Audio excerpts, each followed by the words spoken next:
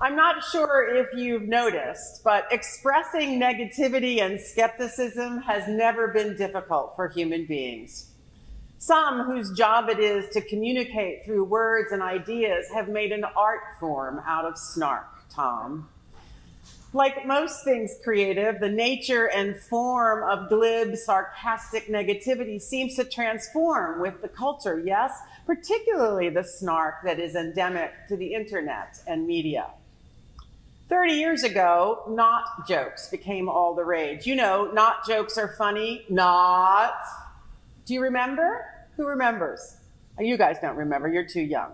In 1992, the Saturday Night Live skit featuring weirdly nerdy Wayne and Garth, Tom's heroes, I think, was spun off, and the sleeper hit Wayne's World was on the big screen. Their California quirky language style made an enduring impression on us, and among their favorite expressions was this practice of what Mike Myers later described as adolescent rebellion, making a statement and then following it with the single negative nerdy not to indicate the opposite of what was stated is in fact the truth.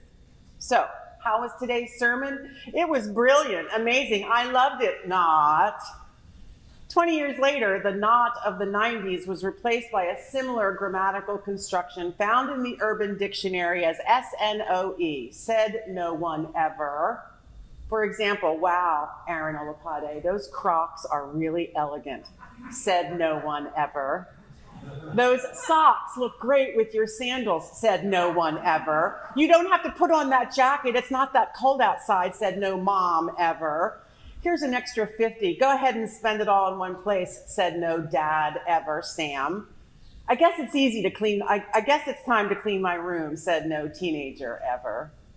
Needless to say, humanity's use of sarcasm, negativity, and skepticism has not been limited to our lifetime. Despite having confessed Jesus' messiahship immediately before this reading, and despite the leadership role he has been given in Jesus' circle, it's surprising that Peter pretty much smacks down Jesus' prediction of a suffering Messiah. In fact, Peter admonishes Jesus.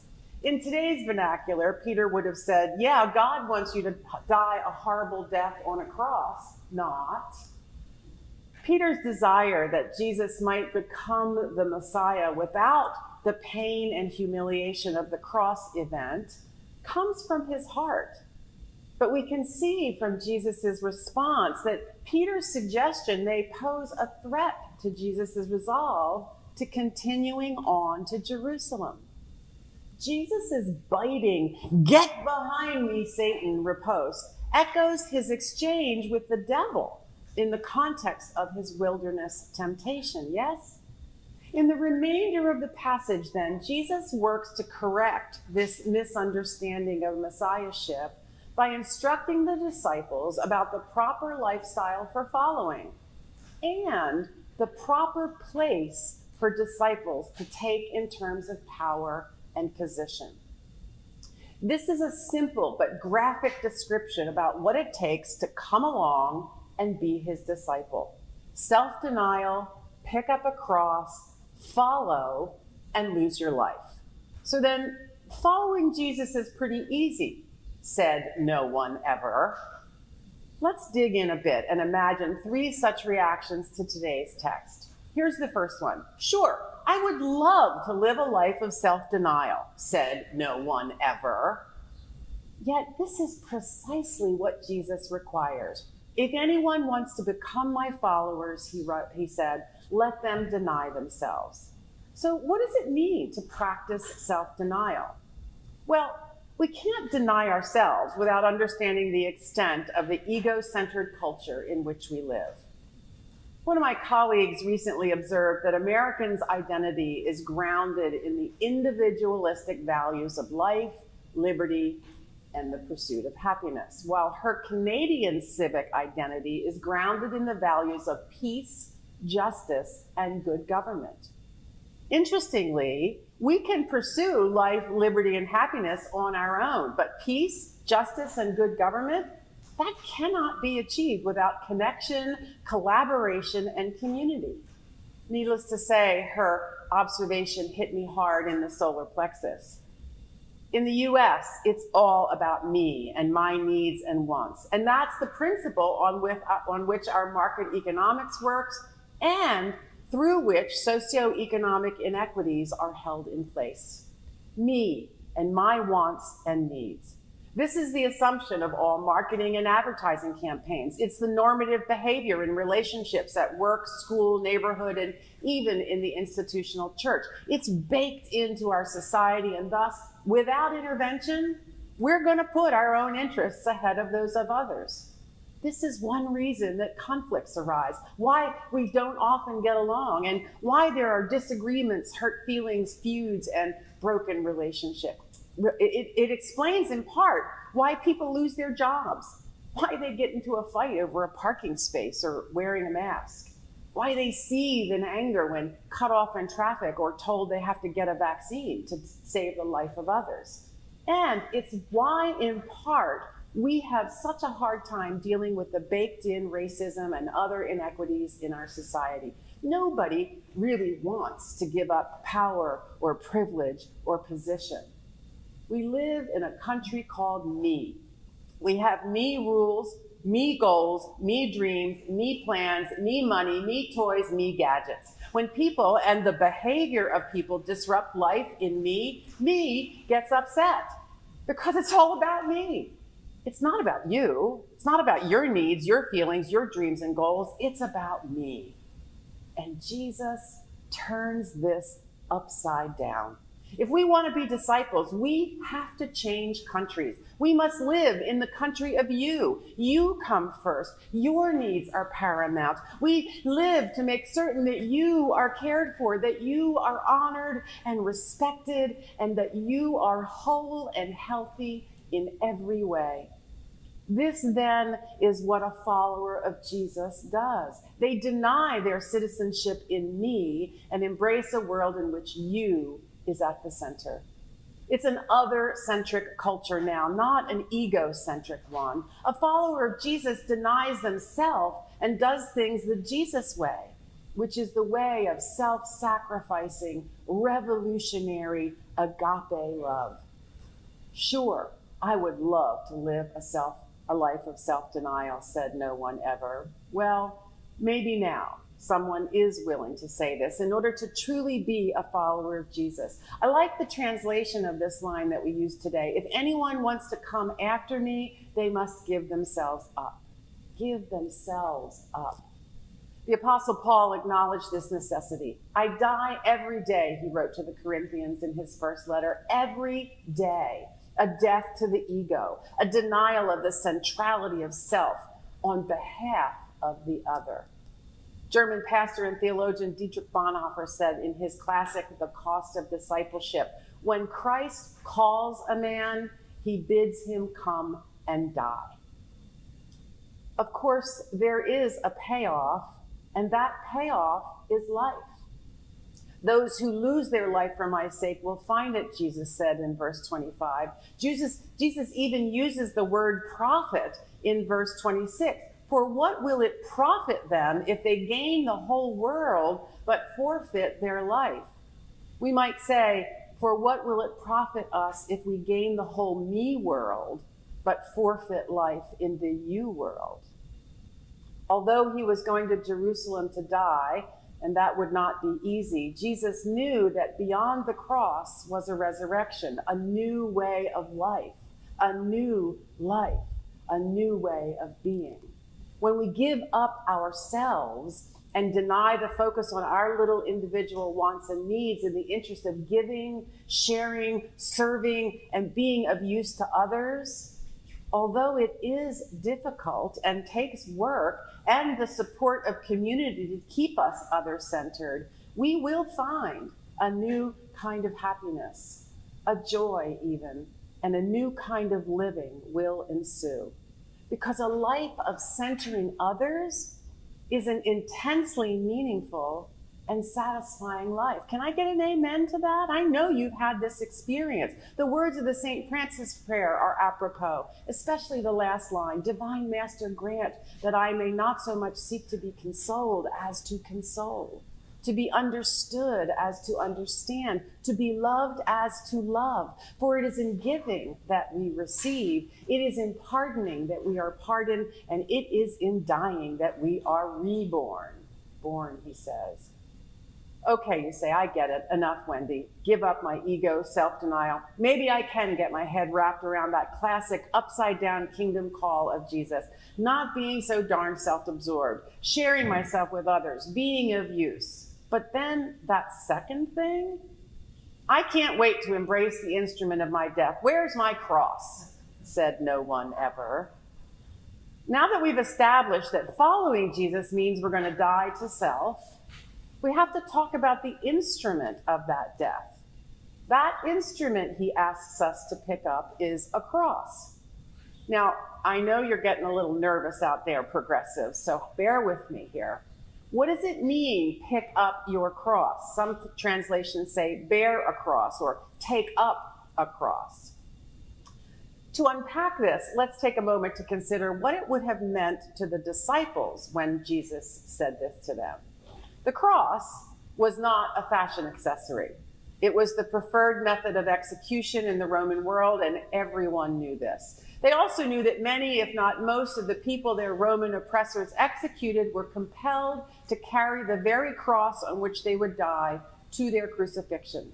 If not the whole cross, which could be very heavy, they were at least compelled to carry the patibulum, the cross piece from which they would hang. The disciples, therefore, understood this reference that Jesus was making to pick up or bear their cross. But they could not possibly have understood at this time that Jesus' comments were in any way intended to be literal. They scarcely understood that Jesus himself was going to die on a cross. They could not have interpreted Jesus' comments literally. So Jesus was not asking them literally to find the cross on which they would physically die and carry it. The disciples understood Jesus' comments in a figurative way, and we should too. So what did they think Jesus meant?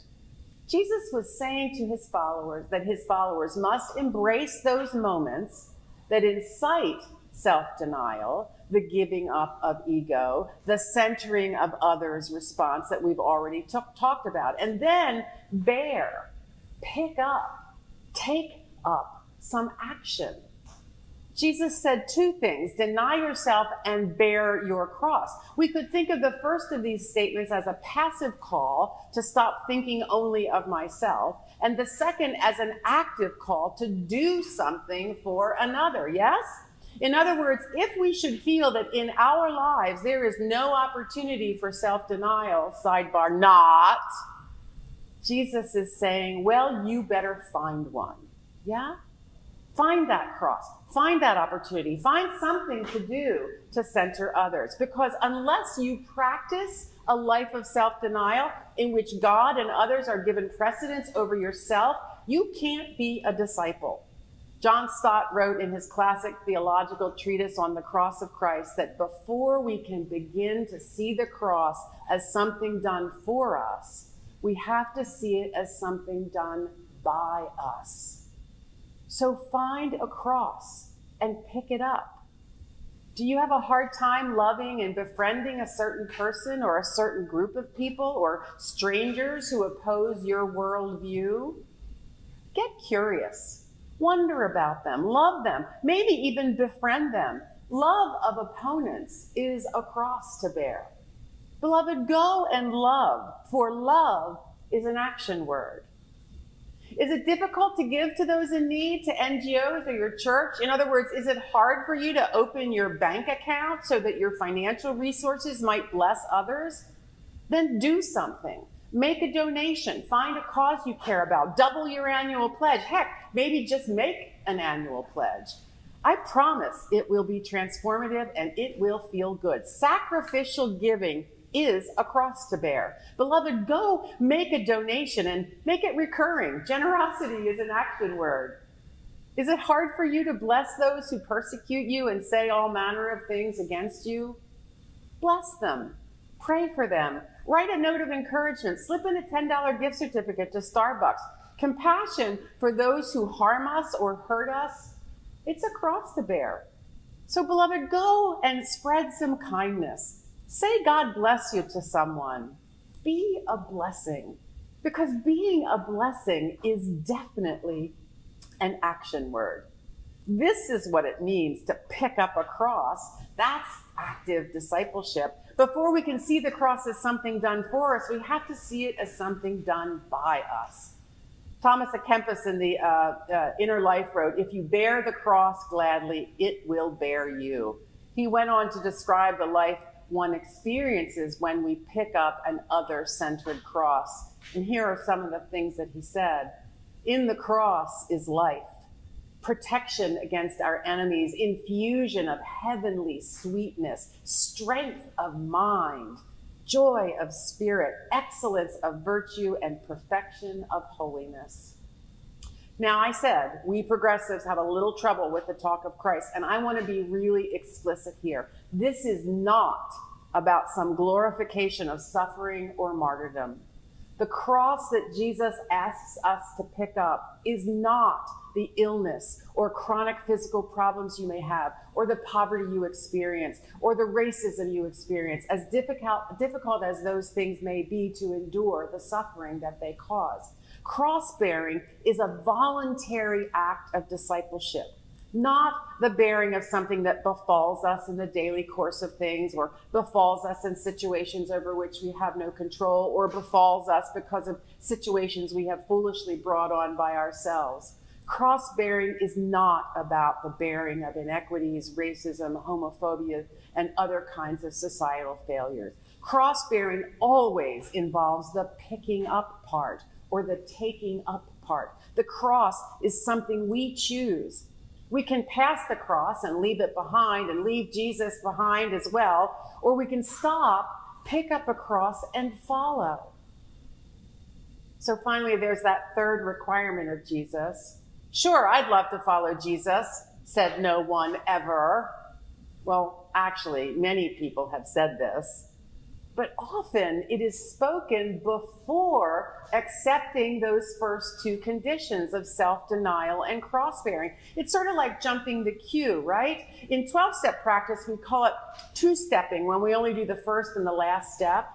And in Christian practice, we like to hang out with sweet baby Jesus at Christmas and go to the Easter resurrection celebration, but we don't like listening to all that Jesus asks of us along the way, right? And we sure as hell don't want to walk through Holy Week and join Jesus in his cross-bearing. Some pastor along the way might have referred to that as cheap grace. I don't know. We think that Jesus won't notice. We'll just we'll just forget about those first two stipulations, and we can follow Jesus without denying ourselves or taking any action. But no, just no. We can't. We can't follow Jesus without the cross. That's like being a diehard Boston Celtics fan, but not being willing to wear green. Or being a Packers fan and not being willing to... What are those ridiculous cheesehead things? I don't even know. Just take a moment to think about the energy and investment we make in the things that we care about. When we're absolutely committed to anything, a child or a grandchild, an art form, a sport, a philosophy, a vocation, it takes over our lives. It becomes, for good or for ill, our all in all, Stephanie. Should we not give this much to our faith, to our God, to the way of Jesus? We cannot follow Jesus without the cross. Jesus knows it, and soon those who would follow Jesus understand it as well. As his journey continues and he keeps turning the table and flipping the kingdom, as he carries his cross to call for the kinds of revolutionary love that turns everything upside down, Jesus faces his arrest and his trial and his sentencing and his death on the ultimate cross. And those followers who are snarking with him right now, they fade away. They slide into the background and into darkness. They're gone. denying that they had ever followed. Beloved, many who begin as followers of Jesus evolve, or maybe I should say devolve, into a theology or lifestyle that is far removed from what Jesus had in mind or who Jesus was. Reverend Tom has often reminded us that Mahatma Gandhi said, "I like your Christ, but not your Christians. Your Christians are so unlike your Christ." Surely the drifting away from Jesus' principles and agenda occurs because we have focused far too long on the me country and a little bit about protecting the institutions that we have built here in the church. But the drifting is also because we prefer leadership to followership. There's nothing inherently wrong with this except when the decision is about whether Jesus is the leader or we're the leader. Except when we question whether God is in charge or whether we are God. When we rebel or wander from Jesus' leadership to go our own way, not only have we stopped being a disciple, we have dropped the cross. And rather than denying ourselves, we've denied Jesus. Resident snarkmaster Stephen Colbert, who is unabashedly Christian in his identity and in his practice, is known to have spoken the truth to power more than just a few times, and in so doing has chosen this as his cross. If this is going to be a Christian nation, he said, that doesn't help the poor, either we have to pretend that Jesus was just as selfish as we are, or we've got to acknowledge that he commanded us to love the poor and serve the needy without condition, and then admit that we just don't want to do it. This is a tough text, and we're in a tough time in the Christian year here in Lent, turning our faces to join Jesus on his way to Jerusalem. Being a follower of Jesus is easy. Losing my life to gain it is easy. Bearing the cross of Christ is easy, said no one ever. It's not easy. But I'm here to tell you, my friends, it is meaningful. And in its own way, quite rewarding. Beloved, I pray that today you go from here and pick up a cross and bear it. Amen.